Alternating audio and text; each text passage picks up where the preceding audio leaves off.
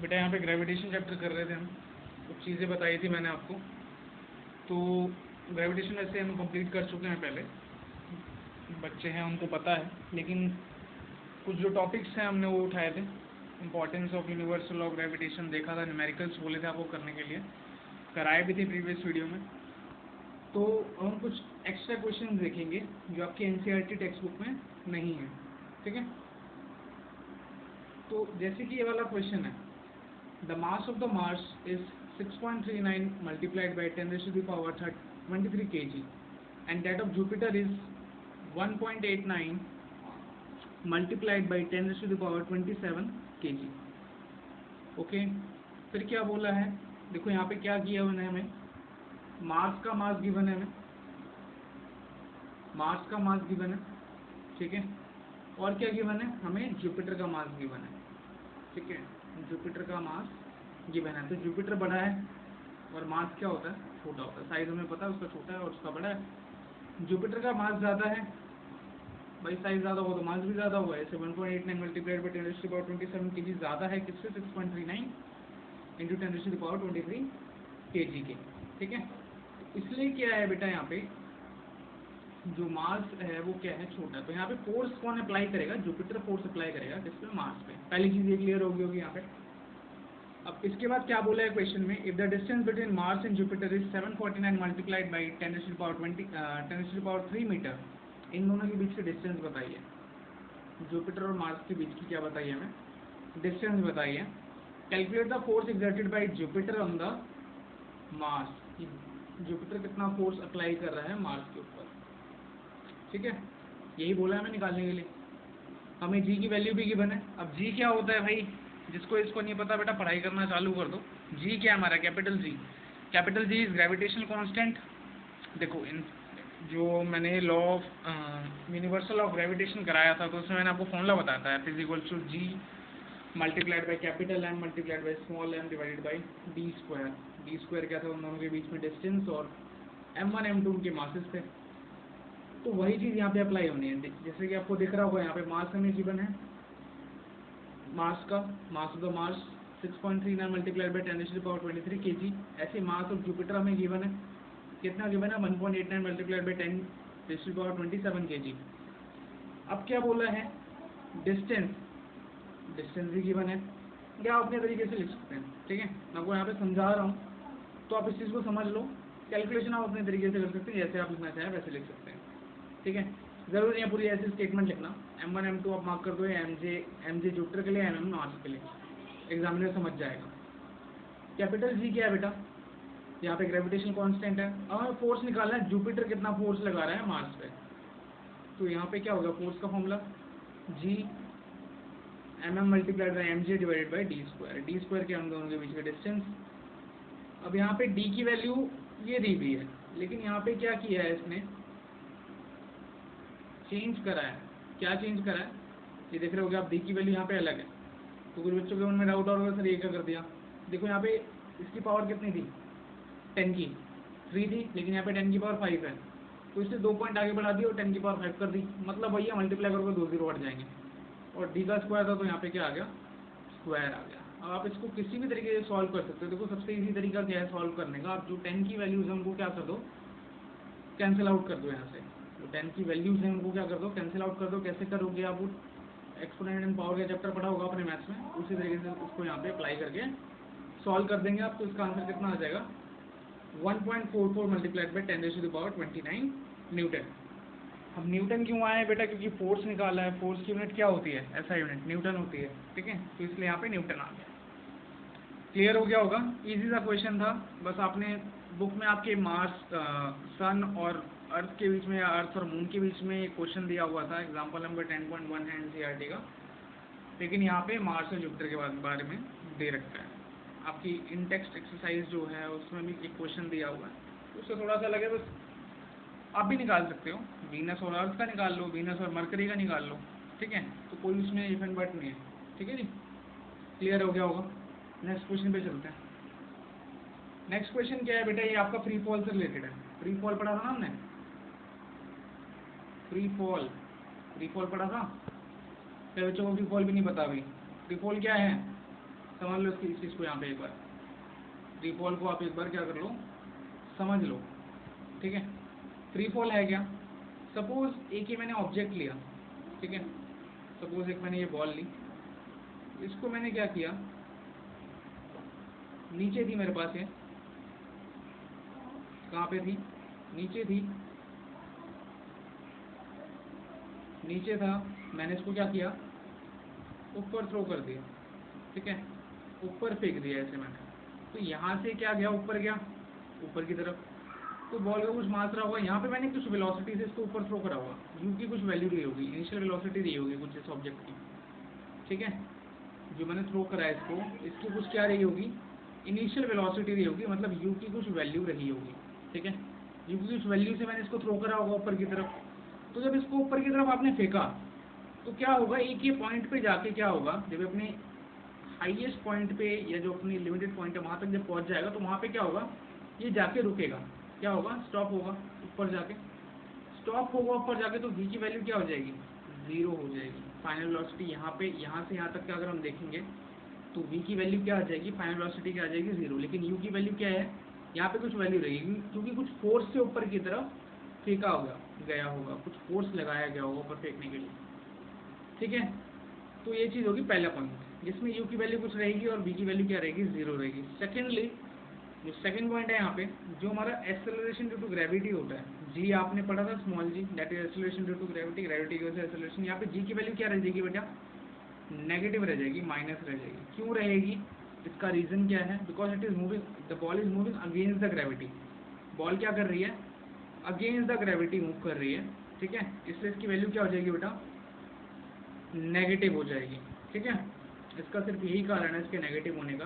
तो ये चीज़ हमें यहाँ पे क्लियर होगी कि भाई जो v है हमारा वो क्या रहेगा, 0 रहेगा, u की कुछ वैल्यू हो सकती है, ठीक है, और जो g है हमारा, g that is acceleration due to gravity will be negative, ठीक है, क्लियर। जब ऑब्जेक्ट नीचे से ऊपर जा रहा है, और इसको हम फ्री फॉल नहीं कहते, फ्री फॉल हम किसे कहते हैं वो समझो मेरी बात को। सपोज अब मैं एक हाइट पे हूँ, मैं एक हाइट पे बैठा हूँ, ठीक है, एक हाइट पे एक ऑब्जेक्ट रखा हुआ है, ठीक है जी, यहाँ से इस ऑब्जेक्ट को क्या किया गया, थ्रो किया गया नीचे की तरफ, ठीक है, थ्रो किया गया मतलब लगा लो इसको ड्रॉप कर दिया गया, DROP, ड्रॉप कर दिया गया इस ऑब्जेक्ट को। तो ड्रॉप जब किया जाएगा तो ऑब्जेक्ट क्या होगा, नीचे आएगा, ऑब्वियस है, ग्रेविटी की वजह से नीचे आएगा सर, बिल्कुल सही बात है, आप सही कह रहे हैं कि भाई ऑब्जेक्ट क्या आएगा, नीचे आएगा, लेकिन ड्रॉप किया गया तो जो इनिशियल वेलोसिटी हो जाएगी बेटा, यहाँ पे जो इनिशियल वेलोसिटी हो जाएगी वो क्या हो जाएगी, 0 हो जाएगी, u विल बी 0, क्योंकि ऑब्जेक्ट क्या कर रहा है, फ्रीली फॉल कर रहा है, फ्रीली फॉल करना स्टार्ट कर रहा है, तो फ्रीली फॉल करेगा उस दौरान तो उसकी वेलोसिटी है, लेकिन जब ड्रॉप किया गया तब उसकी वेलोसिटी नहीं है। कई बार एग्जामिनर पूछ लिया था भाई यहाँ पे इस पॉइंट पे पहुँच गया तो वेलोसिटी बताओ, ठीक है, तो निकाल सकते हैं ईजी सर। अब यहाँ पे जाके रुकेगा या जैसे वो ड्रॉप करेगा कुछ वेलोसिटी से ये क्या होगा, नीचे ड्रॉप होगा, तो v की कुछ वैल्यू रहेगी यहाँ पे। अब एक चीज़ और है, यहाँ पे जो एक्सेलरेशन ड्यू टू ग्रेविटी रहेगा वो क्या रहेगा, यहाँ पे पॉजिटिव रहेगा, जी आपका क्या रहेगा, पॉजिटिव रहेगा, या जी मत लिखो उसको a लिख दो, क्या लिख दो, a, जी की वैल्यू निकालने हो ना बेटा तो वो हमेशा नेगेटिव ही होती है, ठीक है। अब आप बोलोगे सर ये क्या बता दिया आपने, जी की वैल्यू नेगेटिव ही होती है। अब बस आप ये चीज़ माइंड में लेके चलो कि भाई अगर ऊपर जा रहा है तो जी की वैल्यू पॉजिटिव रहेगी, नीचे आ रहा है तो जी की वैल्यू क्या रहेगी, नेगेटिव रहेगी। बाकी जो बच्चे साइंस लोगे 11th में तो उसको पता लगेगा कि भाई जी की वैल्यू हमेशा नेगेटिव क्यों रहती है, वो टॉपिक हमें यहाँ पे डिस्कस नहीं करना है, वो रेलेवेंट नहीं है। बस आप ये समझ लो कि भाई जी की वैल्यू अगर कोई ऑब्जेक्ट ऊपर जा रहा है तो उसकी जी की वैल्यू क्या है, नेगेटिव है, अगर नीचे आ रहा है तो उसकी जी की वैल्यू क्या है, पॉजिटिव है, ठीक है, समझ में आ गया होगा। अब आ जाते हैं हम अपने क्वेश्चन पे, जो हमारा क्वेश्चन है, ठीक है। अब क्वेश्चन क्या कह रहा है यहाँ पे, क्वेश्चन में क्या बोला है, a ball is thrown vertically upward, ठीक है जी, बॉल को क्या किया गया, ऊपर थ्रो किया गया, वर्टिकली अपवर्ड्स, ऊपर की तरफ फेंका गया, ऐसे कुछ वेलोसिटी से फेंका गया। वेलोसिटी कितनी गिवन है हमें, 25 तो पहली चीज़ क्लियर होगी कि भाई इसकी जो इनिशियल वेलोसिटी है, जो u है वो कितना है, 25 है। इफ g इज 10 मीटर पर सेकेंड स्क्वायर, कह रहा है g की वैल्यू क्या है, 10 मीटर पर सेकेंड स्क्वायर, तो मुझे माइंड में आ जाना चाहिए कि भाई g की वैल्यू क्या रहेगी यहाँ पे, नेगेटिव रहेगी, क्योंकि बॉल को क्या किया गया है, ऊपर फेंका गया है। तो अगेंस्ट द ग्रेविटी जी की वैल्यू क्या आ जाएगी, -10 आ जाएगी। Then calculate height it reaches, किस हाइट पे ये पहुंच जाएगा, ठीक है, किस हाइट पे क्या हो जाएगा, ये पहुंच जाएगा। Secondly time taken to return back, कितने टाइम में वापस आ जाएगा। इनिशियल वेलोसिटी क्या है u, दैट इज 25 मीटर पर सेकेंड। v हमारा 0 है, मैंने अभी आपको बताया था कि कुछ हाइट पे जाके ऑब्जेक्ट रुकता है फिर नीचे आता है, तो v क्या हो गया, 0 हो गया। अब क्या कह रहा है कि बॉडी, ठीक है, ये सारी चीज़ें मैंने आपको बता रखी है। g की वैल्यू क्या है, नेगेटिव है, ठीक है। वही चीज़ यहाँ पे लिखी हुई है कि भाई एक हाईएस्ट पॉइंट पे जब ऑब्जेक्ट पहुंच जाता है तो उसकी फाइनल वेलोसिटी 0 हो जाती है, मीन 0 हो जाता है। अब यहाँ पे हाइट निकालने के लिए उन्होंने third equation of motion use करी है। कैसे, v² - u² equal to 2gh, मैंने आपको बताया हुआ है v² - u² is equals to 2gh। तो h की वैल्यू मैंने डायरेक्टली यहाँ पे निकाल दी, u की वैल्यू पुट करोगे, v की वैल्यू पुट करोगे, आपका आंसर आ जाएगा 31.25 मीटर। ओके। अब सेकंड इन्होंने क्या बोला है, time taken to return back. अब कई बच्चे क्या करते हैं, यहीं तक निकाल के बोल देंगे सर आ गया answer 2.5 seconds. v = u+at use किया या v = u+gt यूज़ किया और यहीं तक निकाल के छोड़ देंगे, जो कि गलती कर देंगे। क्वेश्चन में क्या कह रहा है, time taken to return back बताओ कि भाई कितनी देर में वापस आ जाएगा। तो समझना इस चीज़ को, दोबारा से मैं बताने जा रहा हूँ, जो इसको समझना है यहाँ पे। भाई ऑब्जेक्ट ऊपर गया है, ठीक है, फिर वो क्या कर रहा है, नीचे आ रहा है। तो क्वेश्चन में ये नहीं बोला कि भाई कितने टाइम में ऊपर पहुंच गया है, क्वेश्चन में बोला कि कितने टाइम में वापस आ गया है। समझ रहे हो, कितने टाइम में वापस आ गया, ये भी पूछा हमसे, गया आया। तो भाई जितने टाइम में जाएगा ना उतने ही टाइम में क्या हो जाएगा, ऑब्जेक्ट वापस आ जाएगा। तो कितने टाइम में गया था, 2.5 में गया था, तो भाई वापस आने के लिए कितना टाइम, तो मल्टीप्लाई बाई 2 कितना आ जाएगा, 5 सेकेंड्स आ जाएगा। आंसर की नहीं आ जाएगा, आंसर विल बी 5 सेकेंड्स, ठीक है। तो इजी सा क्वेश्चन था, ये भी क्लियर हो गया होगा। तो टाइम क्या आ गया बेटा आपका, 5 सेकेंड्स आ गया, ठीक है। तो गलती नहीं करनी है, इजी से क्वेश्चन थे दोनों। थोड़ा आपके एनसीईआरटी में दोनों क्वेश्चन नहीं दिए हुए थे, थोड़े अलग थे। जैसे कि इसमें ये आपको एक चीज़ एक्स्ट्रा दे रखी है, टाइम कितना लग रहा है वापस आने में, तो एक नई चीज़ आपको यहाँ पे पता लगी होगी, ठीक है। अब एक और चीज़ है जो लास्ट है हमारा आज का टॉपिक, वो है वेट। वेट कई बच्चों को डाउट है। वेट क्या है बेसिकली, भाई जिस फोर्स से अर्थ क्या कर रहा है, अपने सेंटर की तरफ ऑब्जेक्ट्स को अट्रैक्ट कर रहा है, वो हमारा वेट होता है। पहले ही बताया मैंने आपको। तो वेट बेसिकली क्या है, फोर्स ही है, वो फोर्स जिससे अर्थ क्या कर रहा है, ऑब्जेक्ट को अट्रैक्ट कर रहा है अपने सेंटर की तरफ। तो वेट का फॉर्मूला क्या हो जाएगा, m/g, where m stands for mass of the object and g stands for acceleration due to gravity. अब वेट का फॉर्मूला वही सेम रहेगा जो फोर्स का फॉर्मूला होता है, लेकिन यहाँ पे मास ऑफ अर्थ और रेडियस ऑफ अर्थ लेके चलेंगे यहाँ पे। मतलब किसी भी ऑब्जेक्ट का मास कुछ होगा, वो स्मॉल m से कैपिटल M से मास ऑफ अर्थ, और रेडियस अर्थ का रहेगा वेट निकालने के लिए। मींस जो W होगा उसका वैल्यू निकालने के लिए, अगर हमें अर्थ पे वेट निकालना है किसी ऑब्जेक्ट का, तो इस तरीके से निकलेगा, ठीक है। आगे चलते हैं, कुछ इंपॉर्टेंट पॉइंट्स क्या हैं इसके वेट के regarding. Weight is a vector quantity. It acts in vertically downward direction and its SI unit is Newton. Weight of 1 kg mass is 9.8 Newton. देखो वेट वेक्टर क्वांटिटी का क्या, वेट क्या है, एक वेक्टर क्वांटिटी, क्योंकि उसमें एक डायरेक्शन इन्वॉल्व होती है, ठीक है। और ये हमेशा डाउनवर्ड डायरेक्शन में एक्ट कर रहा है, क्योंकि ग्रेविटी की बात हो रही है यहाँ पे, जी की बात हो रही है। और इसका 1 kg अगर किसी ऑब्जेक्ट का वेट है, या किसी ऑब्जेक्ट का मास 1 kg है, तो उसका वेट कितना आएगा, 9.8 न्यूटन आएगा। क्यों आएगा, क्योंकि भाई जी की जो वैल्यू लेते हैं ना, 9.8 मीटर पर सेकंड स्क्वायर ही लेते हैं, इसलिए 9.8 न्यूटन आया। Weight of an object is not constant, it changes from place to place.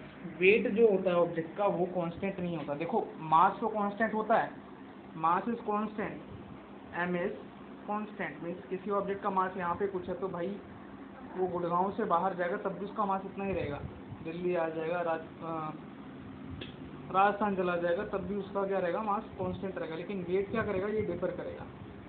Wait क्या करेगा, डिफर करेगा। मास मून पे जाए चाहे अर्थ पे रहे, मास करेगा ऑब्जेक्ट का सेम रहेगा, लेकिन अर्थ पे वेट अलग होगा और मून पे क्या होगा, वेट अलग होगा ऑब्जेक्ट का, ठीक है। मून और अर्थ पे दोनों जगह वेट क्या रहेगा बेटा, अलग रहेगा, ठीक है। अब नेक्स्ट चीज़ क्या बोली in the space where g is equal to 0 weight of an object is 0। बिल्कुल सही बात है, अगर ग्रेविटी 0 तो भाई वेट क्या आ जाएगा, 0 हो जाएगा। अब मून पे किसी ऑब्जेक्ट का वेट, जैसे यहाँ पे किसी का वेट 60 न्यूटन है, तो मून पे जाके उसका वेट कितना हो जाता है, 1/6 कर दो उसका 10 न्यूटन आ जाएगा। ठीक है, मतलब जो अर्थ पे वेट है किसी ऑब्जेक्ट का वो मून पे जाके 1/6 हो जाता है। ठीक है, क्यों होता है, क्योंकि वहाँ पे जी की वैल्यू, जो एक्सीलरेशन ड्यू टू ग्रेविटी की वैल्यू होती है वो काफ़ी कम रहती है, क्योंकि मून पे ग्रेविटी क्या है, कम है, बहुत कम। ठीक है, तो ये चीज़ आपको बतानी थी। हो गया होगा क्लियर? बाकी कोई डाउट क्वेरी हो बेटा रिवाइज कर देना मेरे को। ठीक है, ओके।